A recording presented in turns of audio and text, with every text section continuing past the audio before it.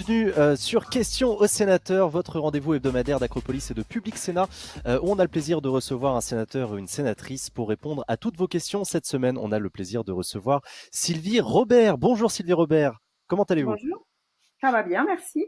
Tout va bien, super. Vous êtes chez vous en Ille-et-Vilaine là? Je suis chez moi à Rennes, oui, oui, absolument. Parfait, super. Je rappelle que vous êtes sénatrice socialiste d'Ille-et-Vilaine, donc à Rennes. Bonjour à vous. Donc, si vous nous regardez en direct là sur Twitch, sur Acropolis, bonjour à vous si vous nous écoutez en podcast. Et bonjour à vous si vous nous regardez aussi en replay sur Public Sénat, le canal 13 de la TNT.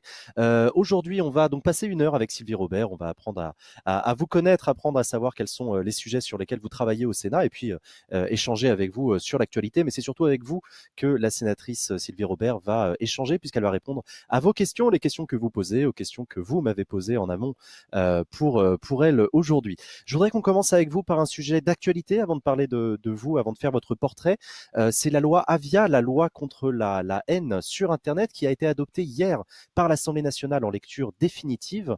L'Assemblée qui a donc adopté cette proposition de loi déposée par députée, la députée Avia.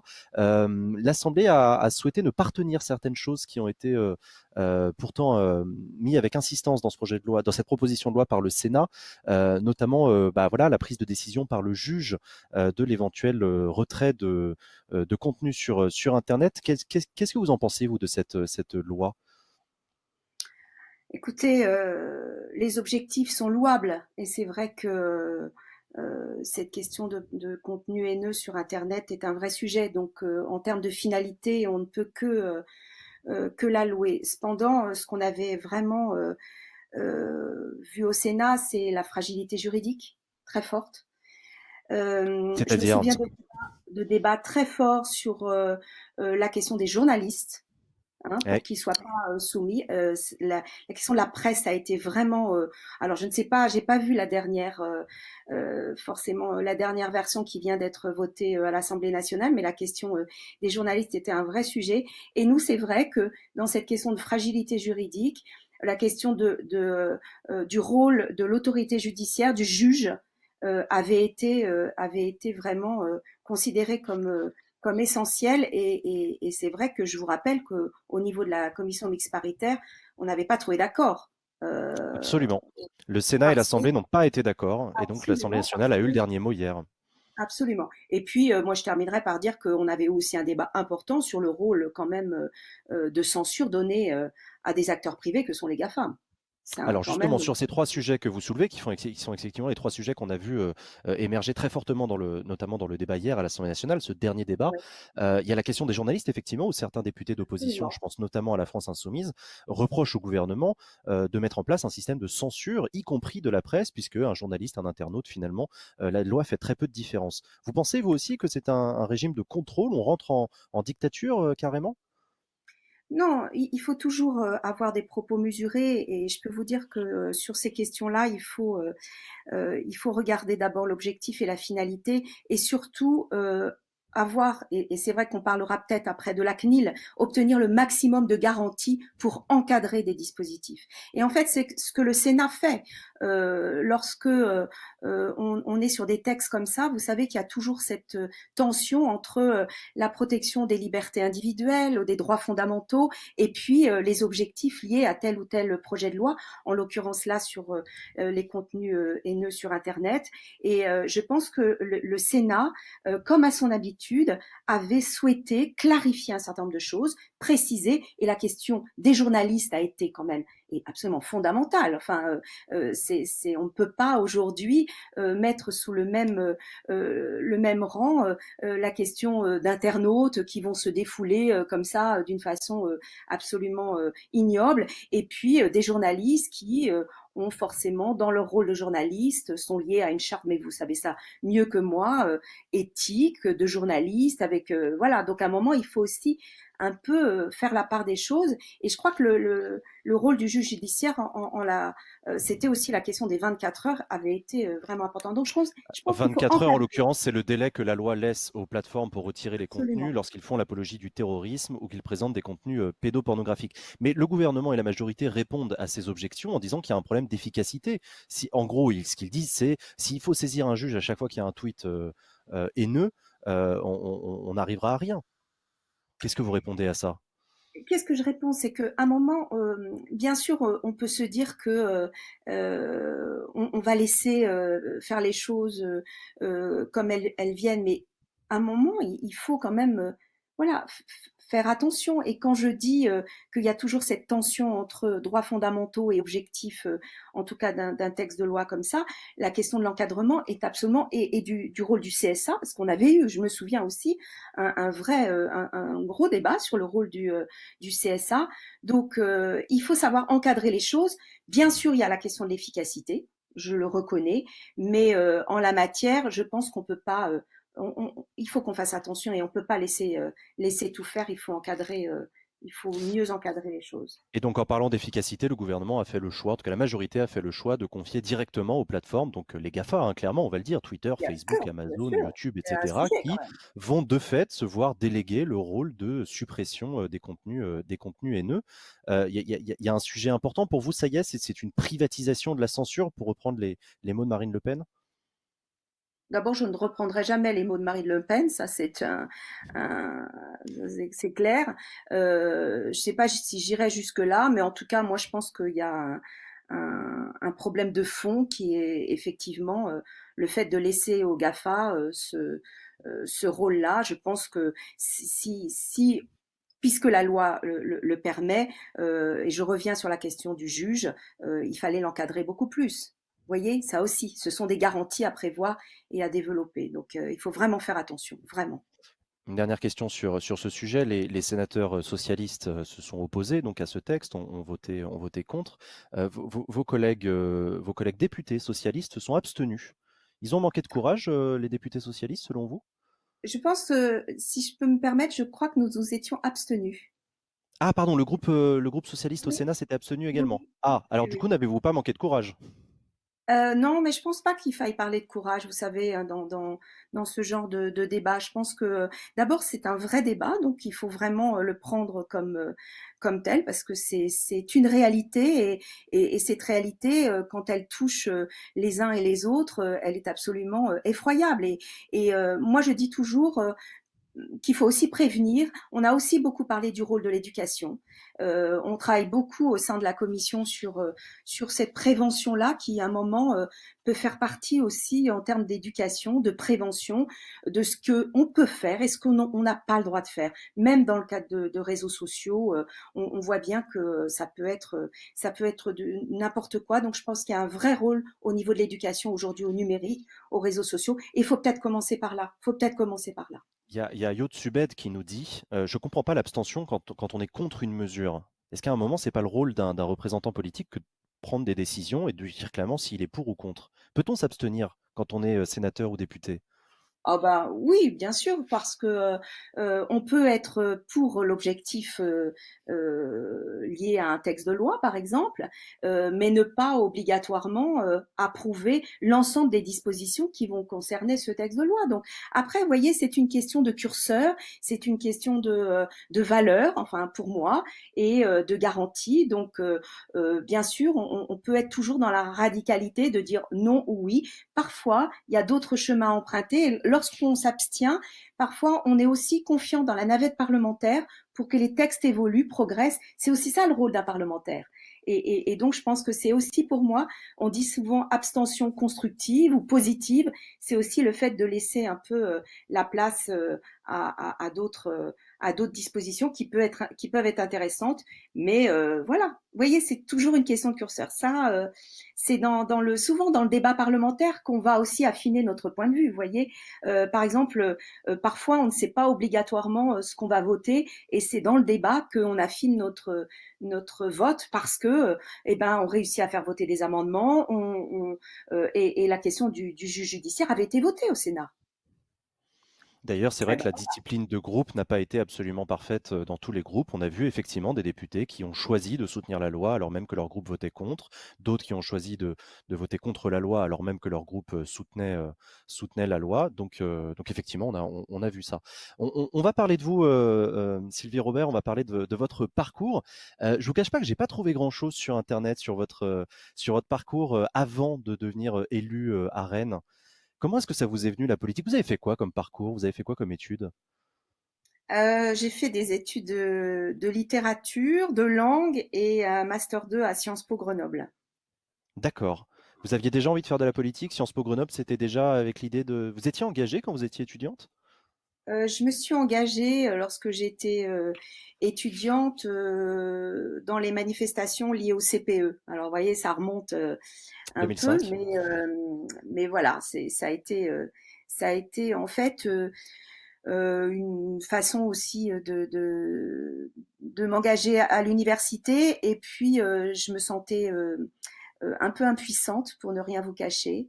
Et j'ai poussé un jour la porte du Parti socialiste en me disant que m'engager dans un parti politique allait peut-être me permettre voilà, d'être un peu plus efficace ou en tout cas de pouvoir défendre des idées et des valeurs. Voilà. Et j'y suis toujours. Vous parlez d'impuissance. Ils sont nombreux, les citoyens et notamment les jeunes aujourd'hui, à sentir qu'il y a aussi beaucoup d'impuissance parmi le personnel politique. Alors, est-ce que rentrer dans un parti, comme vous l'avez fait à cette époque-là, c'est utile, efficace?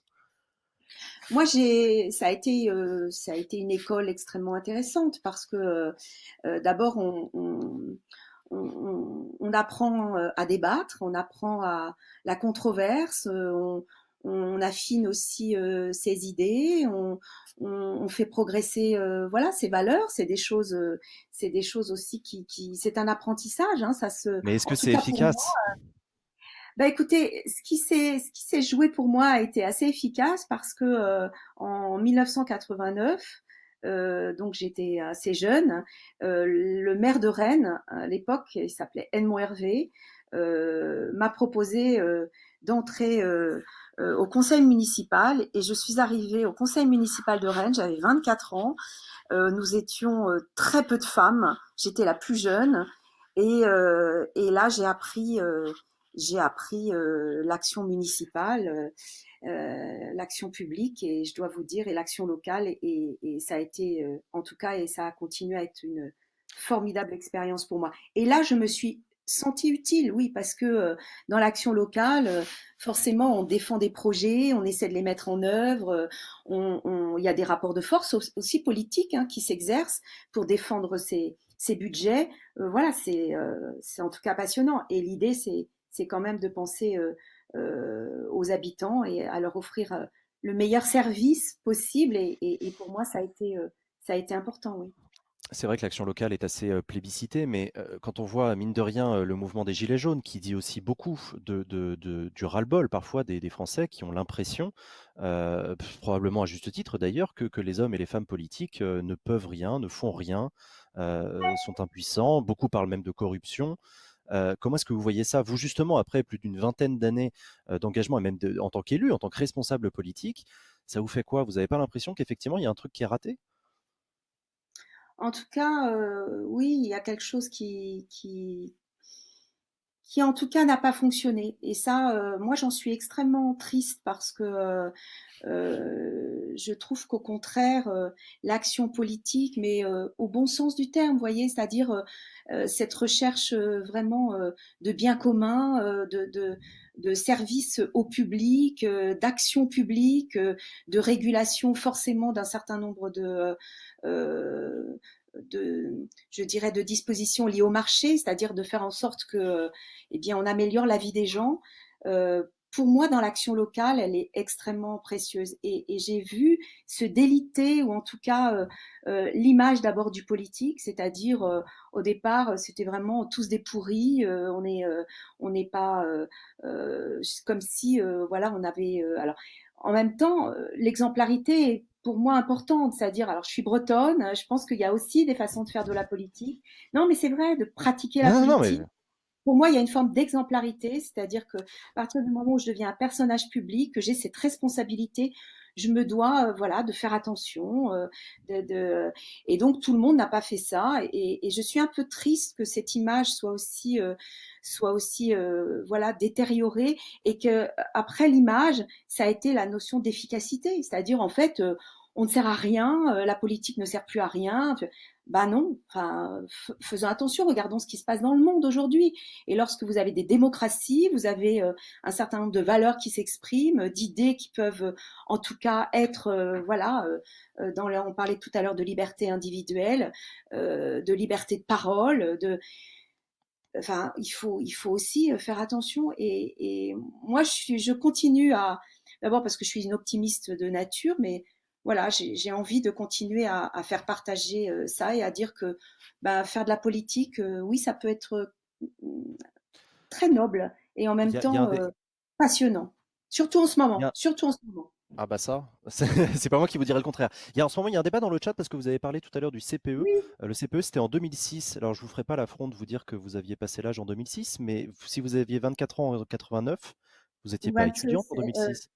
Vous êtes 2006, je rentré suis au rentrée en PS avant. Oui, oui, oui, je suis rentrée, ah non, oui, oui, non, je suis rentrée au PS bien avant. Je suis Alors pas du coup, rentrée au PS à cause du CPE. Je d'accord, suis rentrée au PS en 1985, 85-86. Voilà. sous En Mitterrand à fait, moi, l'époque. comment? Sous Mitterrand à l'époque. Et je dis ça parce qu'il y a beaucoup des gens qui nous regardent l'ont pas connu, hein. On est d'une Ah, autre génération. je sais, je suis désolée, hein, vous êtes, Ah non, je bah vous en oui, prie, vous voilà, excusez pas. Non, mais justement, je- racontez-nous, ça voulait dire quoi ça, j'ai d'autres questions d'ailleurs à vous poser là-dessus après, donc on va continuer. Vous avez été directrice des relations publiques au Théâtre national de Bretagne et vous avez été adjointe à la mairie de Rennes pendant longtemps, chargée de la culture. Alors j'ai une question oui. là-dessus. Pourquoi la culture? Quelle relation vous avez avec la culture? Vous avez travaillé dedans? Vous êtes comédienne? Non, alors en fait, je me suis intéressée quand j'étais étudiante à la culture. D'abord parce que voilà, je faisais des études de littérature, je travaillais sur de l'écriture cinématographique, donc déjà c'était une matière qui m'intéressait. Et j'ai été en fait toujours persuadée que l'éducation et la culture sont des moyens vraiment très forts d'émancipation de chacun. Et notamment pour acquérir un sens critique, pour être libre de choisir. Il y a aussi, les artistes nous donnent cette liberté-là. Et je me suis tout de suite engagée. J'ai tenu le ciné-club de la fac, j'ai travaillé à la bibliothèque. Et ensuite, je me suis forcément un peu spécialisée. Et puis, dans mes études, et notamment quand j'ai fait le Master 2 à Grenoble, à l'Observatoire des politiques culturelles, je l'ai fait sur des questions de politique culturelle.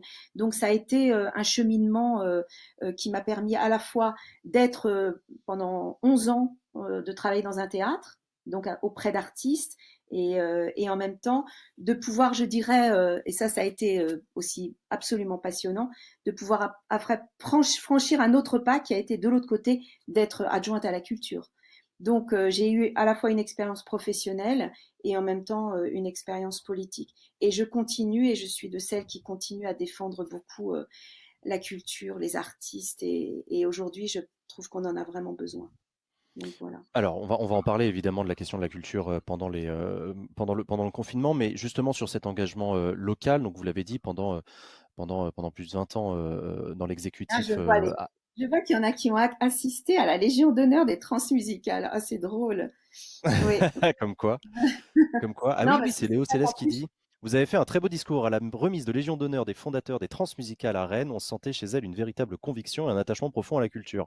Ah, là, ça me fait plaisir parce que c'est effectivement un engagement de tellement longtemps que et je suis dans une ville très culturelle, je suis dans une région très culturelle où voilà il y a des projets, bah, les trans en font partie, mais il y en a donc forcément c'est d'une richesse inouïe donc ça m'apporte beaucoup, oui. Et je veux continuer à ça défendre. veut dire quoi être élu à la culture au niveau local? Parce que pour le coup, l'action locale, j'en parlais tout à l'heure, très bien, mais la culture, qu'est-ce que peut faire une mairie pour la culture?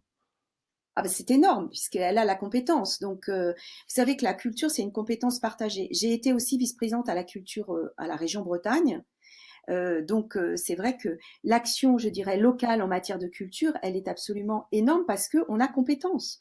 Donc, forcément, la question de l'intervention publique en matière de spectacle vivant, de patrimoine, d'art visuel, de soutien aux compagnies, ce sont les villes. Les autres collectivités, bien sûr, moi j'ai été à la région, j'ai été à la métropole, à la culture, donc j'ai fait quasiment tous les niveaux de collectivité. Ben voilà, si on a de la volonté politique, on soutient la culture. Si on n'en a pas, on n'est pas obligé de le faire. Ça, c'est intéressant. Donc il faut Ah une oui. volonté politique. Et bah oui, bah oui. Ouais, oui, non, non, mais Et là, on fait de la vous l'avez politique. vous l'avez dit vous-même, vous avez été vice-présidente de la région Bretagne avec Jean-Yves Le Drian. Oui, Moi, quand j'ai entendu ça, ça a fait tilt. Jean-Yves Le Drian, qui est passé En bah oui, Marche. oui. Alors, c'est un divorce ou vous l'avez suivi ou pas? Bah non. La preuve, c'est que je suis toujours au Parti socialiste et au groupe socialiste du Sénat, donc je ne l'ai pas du tout suivi. Vous J'ai avez quelle travaillé relation avec lui? cordial, tout va Ça bien. en dit long. Tout va bien. Ben, d'abord, je le vois plus beaucoup, pour ne rien vous cacher, parce que forcément, il est ministre des Affaires étrangères et je ne le vois plus beaucoup. Mais voilà, quand on se voit, les relations sont cordiales et moi, j'ai beaucoup d'estime pour, euh, pour Jean-Yves Le Drian, avec qui j'ai vraiment eu grand plaisir à travailler à la région Bretagne. À propos de la région Après, Bretagne, chacun fait ses justement, choix. quel est l'état des socialistes en Bretagne, du coup, puisque Jean-Yves Le Drian, voilà, est passé de ministre sous le quinquennat de François Hollande à ministre sous le quinquennat d'Emmanuel Macron. Vous parlez de relations cordiales. Comment ça va se passer pour les prochaines régionales? On parle même d'ailleurs une hypothétique candidature de Jean-Yves Le Drian. Comment vous vous Alors là, positionnerez? je sais pas. Moi, je suis une femme de gauche. Je suis restée fidèle à la fois à mes valeurs et à ce parti qui, voilà, qui est celui d'un engagement de plusieurs années. Et j'ai pas du tout l'intention de bifurquer, de m'éloigner ou de me laisser, je dirais, séduire par quelques sirènes que ce soit. Pas du tout. Alors, vous dites vous-même que vous êtes de gauche, vous êtes toujours au Parti socialiste. J'ai eu beaucoup de questions là-dessus. Beaucoup d'internautes veulent vous poser la question. Je pense par exemple à Yopki qui m'a dit, je ne sais pas si ça se fait de lui poser ce genre de questions, mais j'aimerais bien connaître sa définition de gauche quand on est membre du PS. C'est quoi la gauche pour Ah, vous, Sylvie Robert? alors, écoutez, moi je suis une femme de gauche parce que je pense que alors on pourrait en disserter pendant longtemps, hein, donc ça c'est. Mais Alors je pense allons-y que pendant pas très longtemps. pas très longtemps, ouais. Je pense que peut-être ce qui m'anime le plus, en tout cas, et c'est peut-être ça aussi qui définit la question cette question-là qui est posée, qu'est-ce qu'une femme de gauche? C'est peut-être de se dire que la question de l'injustice, enfin, la question de la justice sociale ou des injustices et des inégalités est pour moi absolument insupportable. Et donc, à partir de là, parce que dans une société, et on voit bien les évolutions des sociétés aujourd'hui, ces inégalités peuvent se creuser, il y a de l'injustice à tous les niveaux, eh bien, la question est de savoir comment on peut essayer, en tout cas, de, de les amoindrir, de les combattre, de faire en sorte que l'action publique permette un moment de faire progresser ça. Et je peux vous dire que dans l'action que j'ai menée au niveau local, régional, en faisant un certain nombre de choix, parce que ce sont des choix budgétaires, parce que ce sont des choix d'intervention, on peut très vite mesurer que bah, ça peut avoir une portée importante. Et pour moi, c'est ça, c'est la question des inégalités, des injustices. Alors, Très il y a fort. Usul dans le chat qui dit ça a dû être difficile le mandat de Hollande, la politique de l'offre, la loi travail, la loi Macron. Moi, c'était la question suivante, c'est que le quinquennat de François Hollande a laissé un goût amer chez beaucoup de gens de gauche qui, du Oui. coup, refusent au PS l'étiquette de gauche. Comment vous vous sentez, vous, à gauche, du coup? Vous avez Bah, l'impression d'avoir des écoutez, comptes à rendre ah non, j'ai pas de compte à rendre. Moi, je suis quelqu'un qui avance, qui a pas. Moi, j'ai été, oui, sous le quinquennat Hollande, il y a un certain nombre euh, de choses qui m'ont terriblement attristée, en tout cas avec lesquelles j'étais pas d'accord. Et d'ailleurs, j'ai été je ne sais pas si vous vous souvenez, dans des débats sur la déchéance de nationalité et des Ouais. choses comme ça, j'ai fait partie des sénatrices à l'époque, sénateurs, qui avons déposé un amendement de retrait de cet article 2. On n'était pas beaucoup, donc fallait aussi. Mais voilà, je pense que je vais vous dire, je suis quelqu'un qui avance et qui a des convictions. Et aujourd'hui, avoir des convictions, alors peut-être que les internautes, là, je regarde, ils vont me dire, mais c'est quoi ces termes, les convictions, des valeurs? Bah oui, mais moi, pour moi, des convictions, c'est aussi cette idée de pouvoir continuer à avancer et on avance parfois bah, sur des chemins un peu caillouteux, donc on n'est pas toujours complètement satisfait, mais la question, c'est de pouvoir être fidèle à ce qu'on est et ce qu'on est devenu. Et pour moi, cette question de femme de gauche, elle est là et je continue. Je continue à défendre ces idées au Parlement, je continue à défendre ces idées dans l'action locale, à Rennes. Voilà, et après, on peut pas être satisfait de tout, mais moi, j'adore les combats politiques. J'adore.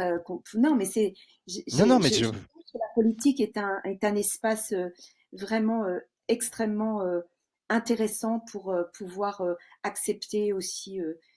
Voilà, faut alors qu'on à propos de peut ne combat pas être politique, d'accord, mais à un il y a moment, une tribune qui a été signée hier dans l'Obs. Une tribune a ouais, été signée par plus de 150 responsables politiques oui, dont la de mère de gauche, Rennes, dont la maire de Rennes, et donc qui dont vont la mère du de Rennes. PS au Parti communiste, en passant par Europe Écologie Les Mhm. Verts, avec Place Publique également, et une tribune qui voilà, qui lance, qui réfléchit au monde d'après, au combat de demain. Est-ce que vous voyez là le début d'une union de la gauche, peut-être, qui pourrait, je sais pas, se réunir d'ici 2022, par exemple? Vous y croyez à J'aimerais ça? bien.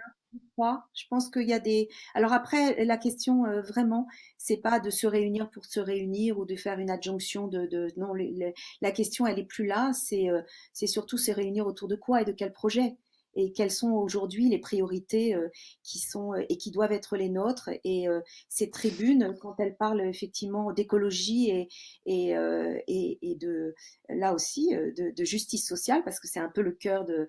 Et ben, ça montre que voilà, c'est un trépied aussi autour duquel on peut avancer. Et pour moi, ça, oui, c'est important. C'est Est-ce important. qu'on peut réunir la gauche sans la France insoumise? Qui représente quand même enfin, qui représente beaucoup, beaucoup, beaucoup de voix à l'élection présidentielle. Premier parti de gauche à l'élection présidentielle, euh, loin devant le Parti socialiste et ses alliés.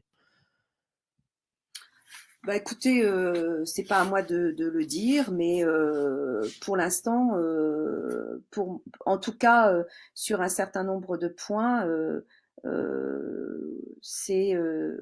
verra, on verra l'évolution de la France insoumise, mais pour moi non. D'accord. On verra alors. Dont acte, on verra. On verra. Et Vous savez, j'espère pour. il y a encore du chemin, hein, vraiment. Hein. Donc, je crois qu'il faut jamais, il faut vraiment, voilà, jamais tout de suite euh, préjuger de cela. Il y a du chemin, il va être long. Mais en tout cas, si on le prend, ce chemin, et si on l'emprunte le plus possible, tous ensemble, ben voilà, c'est en tout cas le souhait que je peux y mettre. Mm. Alors il y a aussi des déçus du macronisme. Et il y a même, il paraît, la volonté de créer un nouveau groupe à l'Assemblée nationale qui réunirait une partie de ce qu'on appelle la gauche de la République en marche, portée par un certain nombre d'anciens, par exemple, d'anciens socialistes qui ont rejoint la République en marche avant finalement de quitter le groupe ou d'être virés parce qu'ils dénonçaient le manque de mesures sociales dans le quinquennat d'Emmanuel Macron. On parle aussi de Jean-Yves Le Drian comme étant l'un des têtes d'affiche de cette gauche de la Macronie. Vous y croyez, vous, à ça, la possibilité de la coalition d'une partie de la gauche de la République en marche, si tant est que ça veut dire quelque chose? Bah, d'abord, il faudrait que je sache ce que ça veut dire. Et je vous Parce avoue que qu'on ne sait pas très bien non plus ce que ça veut dire, mais il y a quand même eu Jean-Yves Le Drian a co-signé une tribune et a créé un mouvement justement qui veut mettre l'accent sur le social, sur la question des étrangers aussi, dans le quinquennat d'Emmanuel Macron, l'acte 2 du quinquennat qui est attendu par un paquet oui, ben, d'acteurs de la Macronie. écoutez, il faudrait dans ce cas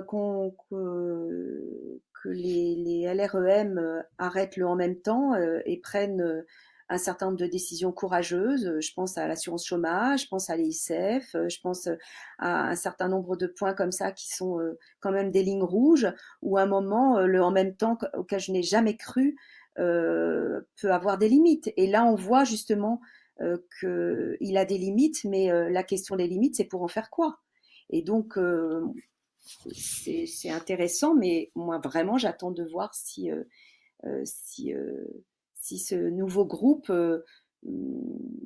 a vraiment le courage d'accepter de s'affranchir de la vision quand même libérale du président de la République. En plus, ce qui est intéressant, c'est que ce nouveau groupe, s'il se crée, n'aura pas le choix, devrait être soit dans l'opposition, soit proche de la majorité. Ça va être très intéressant de voir comment est-ce qu'ils vont se positionner. Du coup, j'attends ça comme vous avec impatience de savoir exactement ce qu'ils vont défendre et sur quoi ils vont voter, et surtout quels amendements, quel budget. Absolument. Ben, Ça, j'ai vraiment hâte. c'est souvent à Euh, l'épreuve des faits, vous savez qu'on ouais, on observe vraiment oui, les choses. Donc, les postures attendons. dans les journaux, c'est facile, mais les votes, c'est plus compliqué. Absolument. Surtout en Euh, politique. Et c'est ça aussi qui sur- n'est pas obligatoirement Alors, à très. propos de politique, vous êtes sénatrice depuis 2014 et vous êtes membre donc de la CNIL, la Commission nationale informatique et liberté. Oui. Ça sert à quoi d'avoir des élus, des députés, des sénateurs dans la CNIL? Alors, c'est une autorité indépendante, hein, comme beaucoup d'autorités indépendantes, et nous sommes effectivement quatre parlementaires, donc deux sénateurs et deux députés. Pour vous dire un peu comment ça fonctionne, parce que je pense que c'est très méconnu et c'est extrêmement intéressant, parce que c'est une autorité indépendante qui est d'abord pour moi, et je pense, et je le vois de plus en plus, d'abord connu par les Françaises et les Français. La CNIL, alors qu'il y a beaucoup d'autorités indépendantes, vous pouvez m'en citer, qui ne sont absolument pas connues par les habitants de notre pays, mais la CNIL, parce qu'à un moment, pu y avoir, ils ont pu y avoir recours, ou alors elle est connue parce que la question de la protection de ces données personnelles est un sujet qui court depuis extrêmement longtemps. Et puis parce que cette question-là a fait l'objet quand même de textes de loi qui ne sont pas anodins, la loi de 78, la loi de 2004 rectifiée, et puis il y a peu le fameux RGPD qui a permis donc une forme d'harmonisation européenne sur la protection des données. Alors, la CNIL, elle intervient sur des champs extrêmement divers, puisque ça va de tous les champs de la société, hein, des individuels aux institutions. Et elle est composée de 18 commissaires, dont 4 parlementaires, qui se réunissent toutes les semaines et qui, toutes les semaines, et je le dis parce que c'est quand même un travail extrêmement prenant, eh bien, rendent des rapports sur des avis qui sont des avis liés à des décrets, des projets de décrets. Bah là, pour le projet de loi, ça a été donc d'urgence, ce projet de décret sur le traçage numérique, ou alors des avis sur un certain nombre de dispositions qui sont prises et qui ont toujours un lien avec la question de la protection des données personnelles. Donc Alors, c'est une autorité qui travaille beaucoup, qui est très exigeant, et le fait que les parlementaires soient là, je trouve, apporte, alors je dirais avec mes collègues vraiment, au-delà de la dimension juridique, qui est quand même, vous voyez, une expertise juridique extrêmement forte, hein. Ce ne sont que des juristes hein, hmm, ouais. qui sont à la CNIL. Je dirais aussi une dimension politique, et les débats que nous avons le jeudi matin sont extrêmement intéressants, et moi m'apportent beaucoup dans ma façon forcément de voir l'évolution de ces questions-là.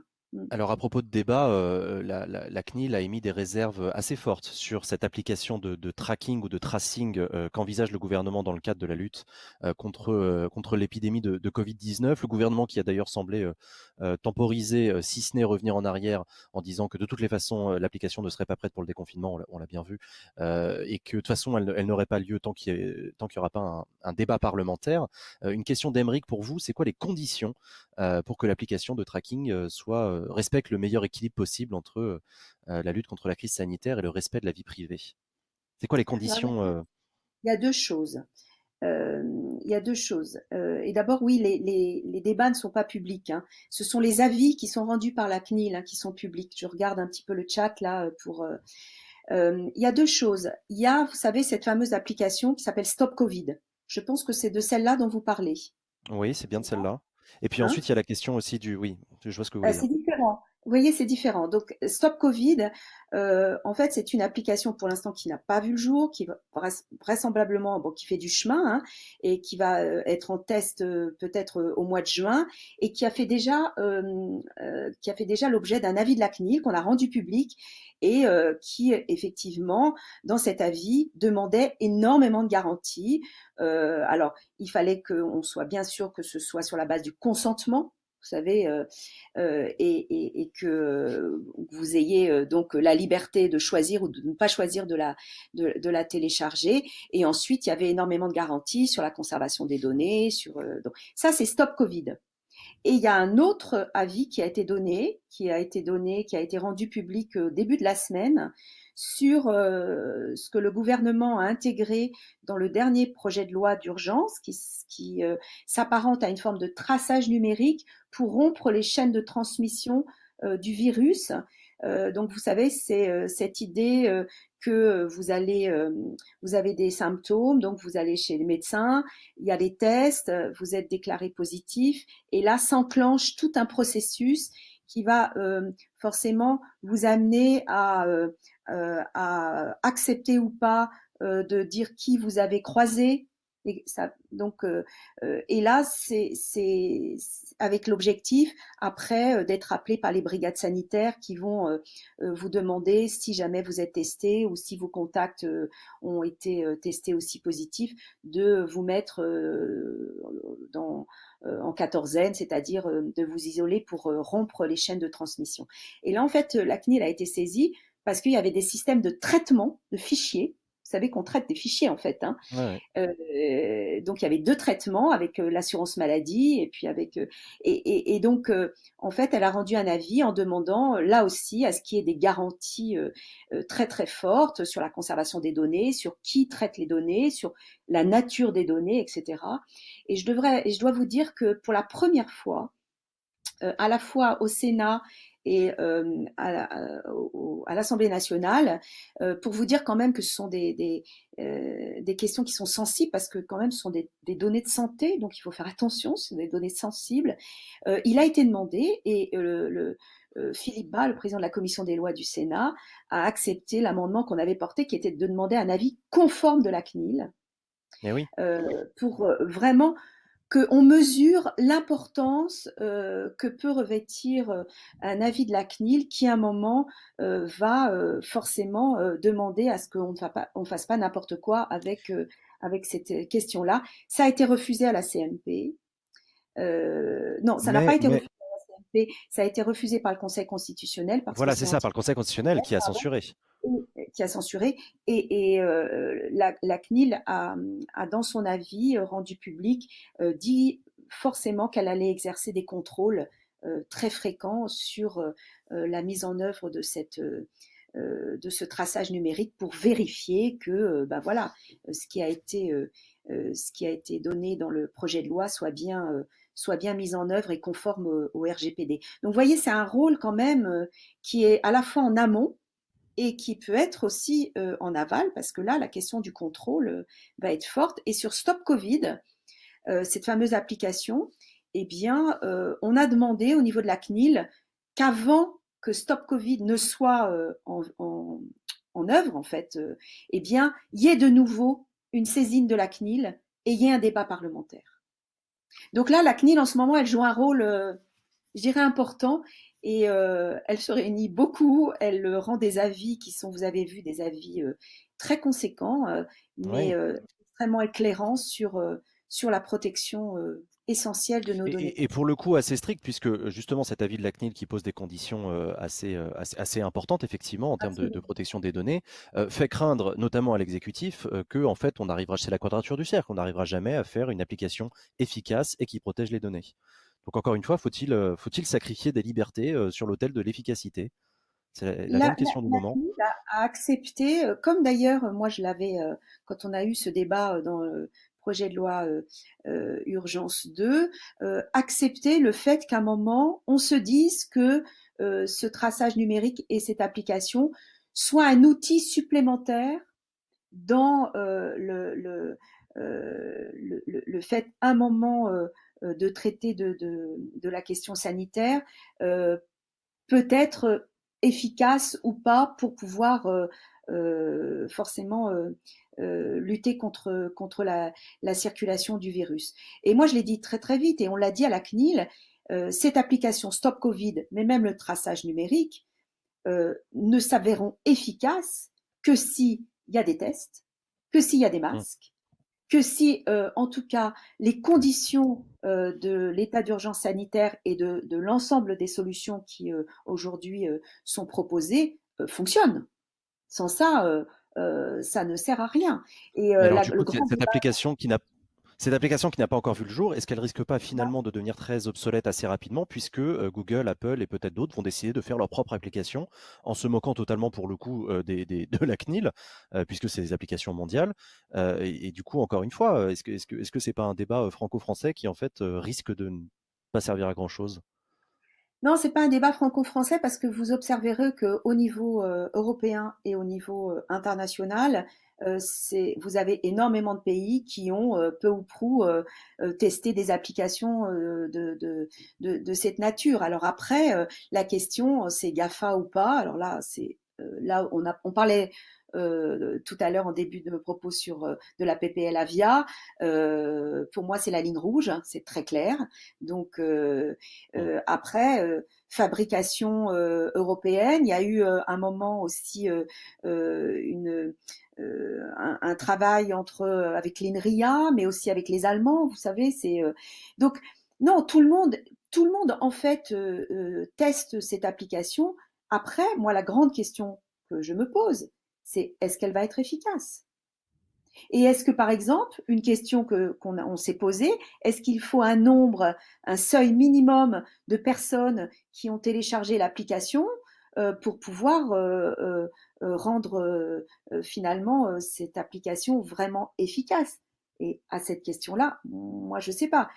Moi, je pense quand même qu'il faut un minimum pour qu'on puisse, on puisse voir l'efficacité de l'application. Autrement, je sais pas à quoi ça va servir. Donc, mais voyez sur ces débats-là, qui sont extrêmement importants, extrêmement intéressants, vous avez cette tension entre protection des libertés et puis là, en l'occurrence, ben, lutte contre la transmission et la circulation d'un virus, Mm. donc des questions aussi sanitaires qui ne sont pas non plus anodines. Et ça, il faut aussi en mesurer la portée, c'est-à-dire on est toujours dans cette tension-là, et la tension, elle est sur vraiment deux enjeux qui sont absolument fondamentaux aujourd'hui. Alors, il y a un autre enjeu fondamental, et on revient à ce que vous disiez tout à l'heure sur vos engagements politiques et vos convictions, la culture. La culture, vous êtes vice-présidente de la commission des affaires culturelles, donc du Sénat. Et évidemment, le sujet actuellement dont on a beaucoup parlé, bien sûr, c'est l'annulation des festivals. D'une manière générale, le monde de la culture est en grande difficulté avec le confinement, le coronavirus. Il y a des grosses questions qui se posent. Du coup, j'en ai beaucoup pour vous. Sur l'annulation des festivals, il y a une question de Dish qui vous demande est-ce que vous n'êtes pas trop déçu de ne pas pouvoir voir Céline Dion aux Vieilles Charrues cette année? Ah bah si, j'avais ma date, j'avais tout, mais bien sûr que si. Quand même, Céline. Évidemment, déjà, je suis très déçue de ne pas pouvoir aller aux Vieilles Charrues, et encore plus de ne pas pouvoir voir Céline Dion. C'est terrible, c'est terrible. Ah ouais. Ça m'a empêché de dormir pendant je sais pas combien de temps. Non, plus sérieusement, parce que j'ai été quand même une des premières qui a attiré un peu l'attention sur l'annulation des festivals et sur le fait de dire à un moment, faut pas rigoler avec ce genre de choses. Ça met quand même des. Alors le festival de Vieilles Charrues, des Vieilles Charrues a un modèle économique privé, mais il y a d'autres festivals qui sont dans d'autres modèles économiques subventionnés ou pas. Mais la question, c'était dites-nous, Monsieur le ministre, est-ce que les festivals vont pouvoir avoir lieu? Est-ce qu'on peut avoir une directive nationale? Parce que derrière, il y a le cas de force majeure qui peut s'appliquer et qui permet de limiter les dégâts budgétaires pour ces festivals dans leurs négociations avec les contrats de cession, etc. Et Alors, donc, c'était il y a un mois, en l'occurrence. C'était il y a un mois que vous interpelliez le oui, ministre de la Culture sur ce sujet-là, Franck Riester. Est-ce qu'un mois plus absolument. tard, vous avez eu de la part du gouvernement des garanties, justement Emmanuel Macron en a appelé aux assureurs. On n'a pas très bien encore compris qu'est-ce qu'il allait faire pour forcer les assureurs à assurer. Mais est-ce que là, vous êtes plus rassuré qu'il y a un mois, par exemple? Écoutez, d'abord, moi, je considère que la culture a été vraiment la grande oubliée. Et il a fallu, parce que on n'arrêtait pas d'alerter. Moi, j'ai alerté en disant derrière, c'est d'abord l'annulation des festivals. Ce sont des artistes d'abord, je dirais, des organisations avec des bénévoles, avec des sous-traitants, parce que derrière un festival, vous avez des petites entreprises ou des grosses d'ailleurs qui travaillent sur la lumière, sur le son, donc derrière, c'est tout un écosystème qui va se retrouver vraiment extrêmement fragilisé. Et ben ça a été le cas. Ça a été le Mm. cas. Et quand j'ai demandé à ce qu'il y ait une directive nationale pour interdire les grandes manifestations, considérant qu'avec la circulation du virus, forcément des grandes manifestations à plusieurs milliers de personnes n'allaient pas pouvoir avoir lieu, et je voyais les autres pays européens qui annulaient et qui donnaient des directives en la matière de façon à ce que les festivals puissent activer la clause de force majeure, et nous, on ne disait rien. On ne disait rien. Donc, la première réponse que j'ai eue, ça a été les petits festivals. Alors là, vraiment, je me suis dit, c'est quoi les petits festivals? Et puis après, il y a eu la conférence de presse Donc du effectivement, Premier je précise ministre. pour ceux qui nous écoutent que le président de la République a annoncé que là, à partir de lundi dernier, du déconfinement, les petits festivals et les petits lieux culturels comme les médiathèques et les petits musées allaient pouvoir effectivement accueillir du public à nouveau. Voilà, je Donc précise. Donc d'abord, ça, moi, ça je fais pour vous, petit festival, on ne sait pas ce que c'est ça? bah non, je sais pas ce que c'est. C'est quoi un petit festival? Dites-moi ce que c'est, je ne sais toujours pas. Non, ce qui a été, en tout cas, dans la conférence du Premier ministre et sur l'état d'urgence sanitaire je vous souvenez, c'était jusqu'au mois de juillet, l'interdiction des rassemblements de plus de 5000. Bon, après, ça permettait ça. Et c'est vrai que ça a été un peu les vieilles charrues, c'était jusqu'au 15 juillet et il commençait le 16 juillet, donc ça les mettait dans la. Donc c'est de là que c'est parti, mais je pense que je réclame toujours vraiment de la visibilité, de l'anticipation et surtout un cadre, je dirais, national qui permette peut-être en fonction de seuil de donner un certain nombre de dispositions sanitaires qui permettent de faire en sorte que les préfets et les maires dialoguent pour voir comment des manifestations vont pouvoir avoir lieu ou pas cet été et surtout à la rentrée. Moi, je fais confiance aux maires et d'ailleurs, j'étais avec des élus en visio tout à l'heure qui, sur la notion de petit musée, on fait appel aussi au bon sens, c'est-à-dire qu'est-ce qu'un petit musée? Simplement, est-ce que c'est un musée qui va permettre de pouvoir respecter les gestes barrières, les questions des distanciations? Eh ben oui, les choses peuvent se faire de façon assez souple, en faisant confiance aux maires, en travaillant entre maires, DRAC, préfets, voilà. Mais aujourd'hui, vous conviendrez que on n'a pas énormément encore, je dirais, de visibilité, et j'attends toujours qu'on puisse anticiper et donner un cadre national et des directives en la matière. Il y a aussi une tribune que vous avez signée le 5 mai pour demander une année blanche pour les intermittents du spectacle. Et le lendemain, le président de la République faisait des annonces justement sur la question des intermittents et il annonçait notamment une année blanche. Alors, est-ce que c'était l'année blanche que vous avez demandé? Oui, oui, de toute façon, il faut vraiment qu'on fasse attention à cette idée que pendant la période de confinement, forcément, il n'y avait plus rien. Mais la période d'après-confinement, celle que l'on vit là et qui va durer, eh bien, les artistes ne vont pas retrouver comme ça Ah bah non. des dates, pouvoir organiser des tournées. On ne sait même pas si les salles vont pouvoir ouvrir. On ne sait même pas dans quelles conditions les théâtres vont pouvoir ouvrir. Donc, la question des artistes intermittents devenait un sujet vraiment très fort et très important. Donc là, qu'ils puissent avoir leurs droits ouverts jusqu'à août 2021, c'est-à-dire que faire en sorte que pendant un an, ils puissent, sur leurs 507 heures, voilà, avoir l'occasion de pouvoir en disposer, c'est important. Mais je vous rappelle quand même que la question de l'intermittence, de l'assurance chômage pour les intermittents, ce sont les instances paritaires hein, qui négocient et il va falloir un accord aussi entre les différentes instances paritaires. Mais que le président de la République ait annoncé cette année blanche, c'était vraiment la seule bonne nouvelle, une des quasi seules bonnes nouvelles de sa conférence de presse. En l'occurrence, là aussi, il y a eu quand même pas mal d'acteurs de la culture expliquer que c'était pas assez, qu'en fait c'est un parachute, mais que ça ne va pas permettre de sauver un certain nombre de structures qui vont mourir de fait. C'est pas les seuls, hein, évidemment. On parle du déconfinement. Il y a aussi des TPE, des bars et des restaurants qui vont jamais pouvoir réouvrir parce qu'ils auront mis la clé sous la porte. Mais en matière de culture, se pose aussi la question de l'immense fragilité de l'ensemble du secteur depuis en fait assez longtemps.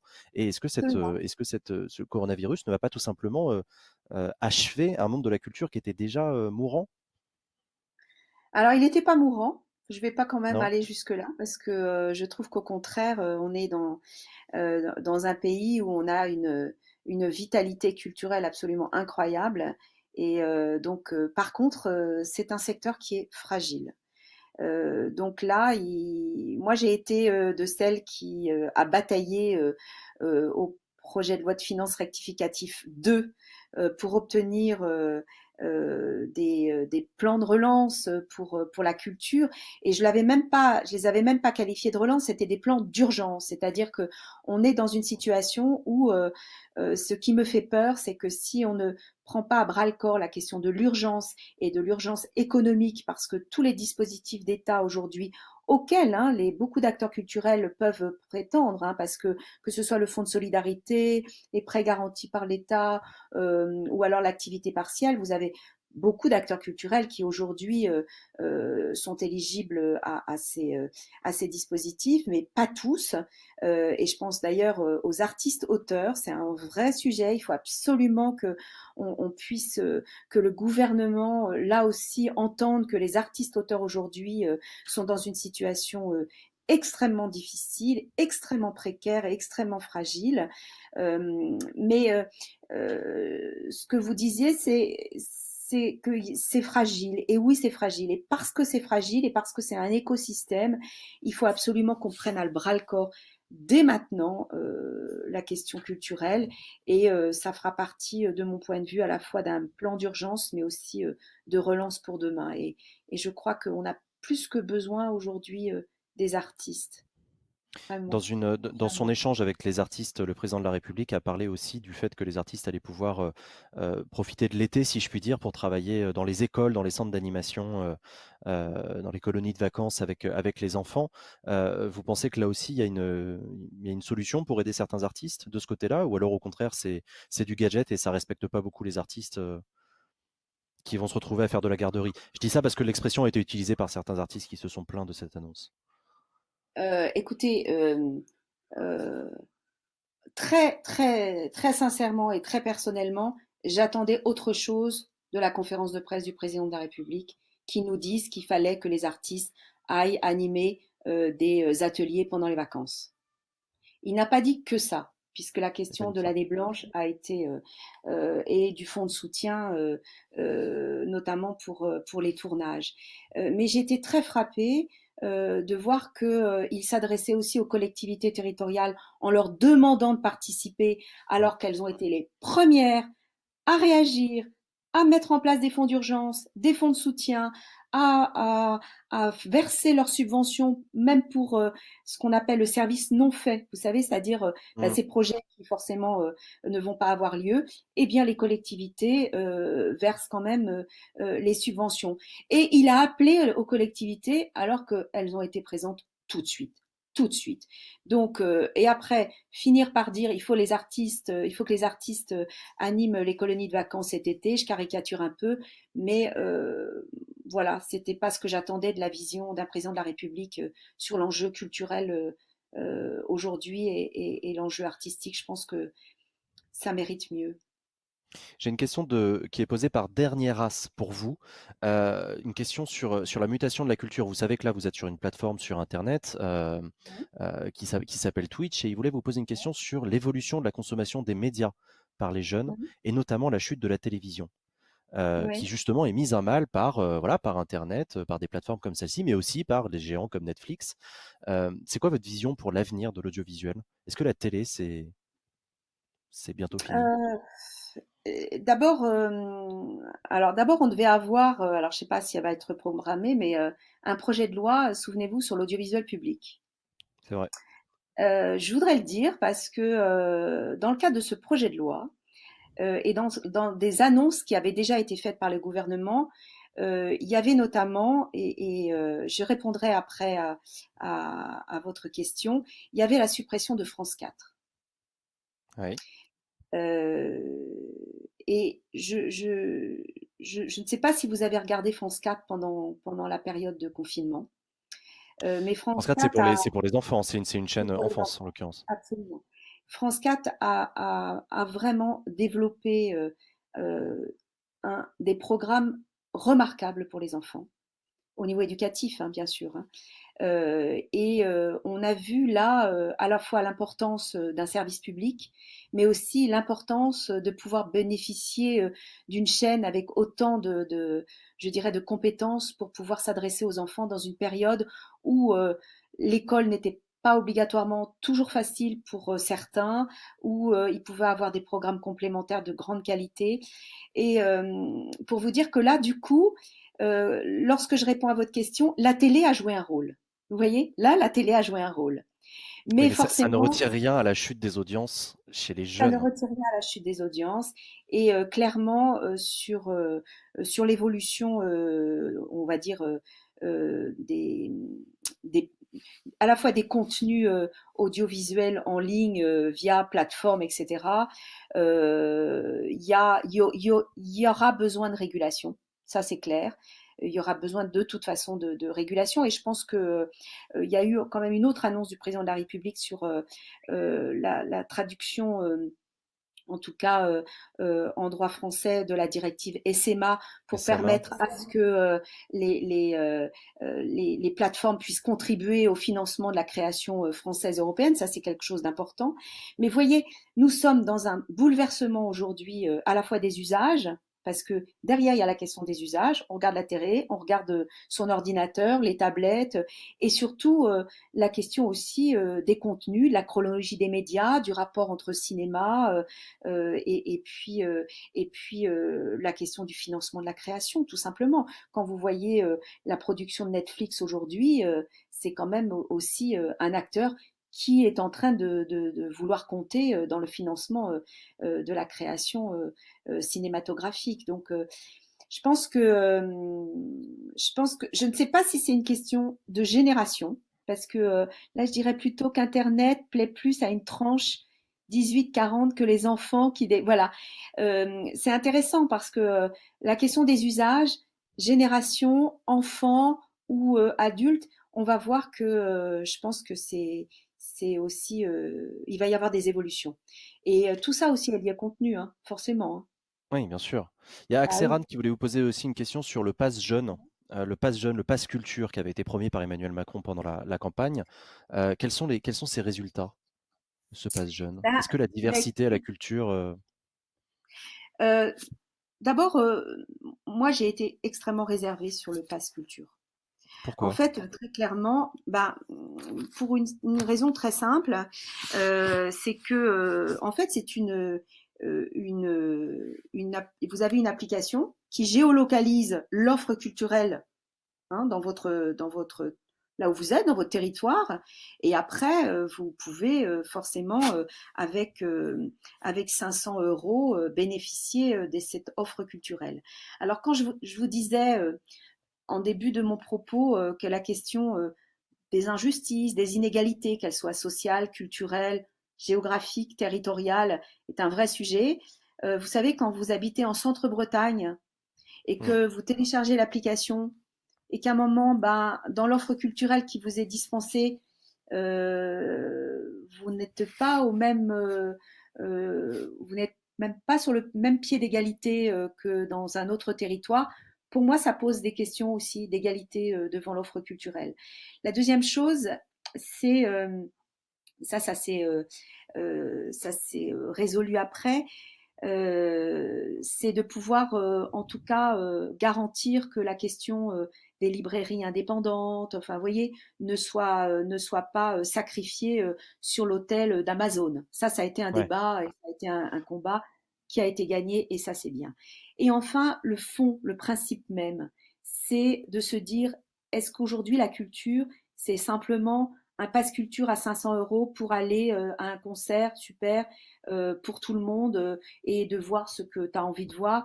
Mais pour moi, une politique culturelle, c'est d'essayer d'amener aussi les uns et les autres à découvrir peut-être ce qu'ils ne connaissent pas déjà, ou en tout cas à accepter de prendre le risque de voir un spectacle de théâtre, de marionnettes et tout.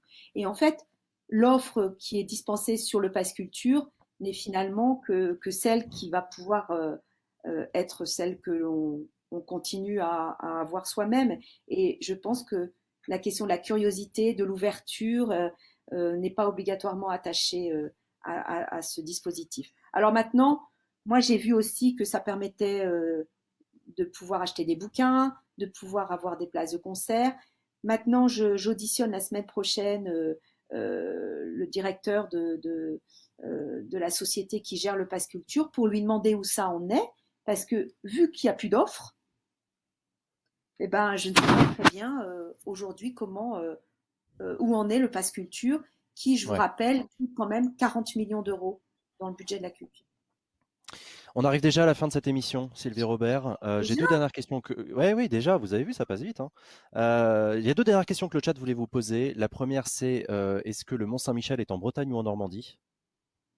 Ah ah, bah non, il est en Normandie, mais Oh il est un non, peu en Bretagne, parce qu'en fait, on s'en occupe un peu quand même. On s'en d'accord. occupe. Et la question de dernière race, c'est quoi le lieu de vacances pour cet été où il faut aller en Bretagne? Puisqu'il faut faire du tourisme local, il paraît. Euh, la Ah, Bretagne, la Bretagne. ouais, mais où en Euh, Bretagne? C'est quoi le petit coin sympa?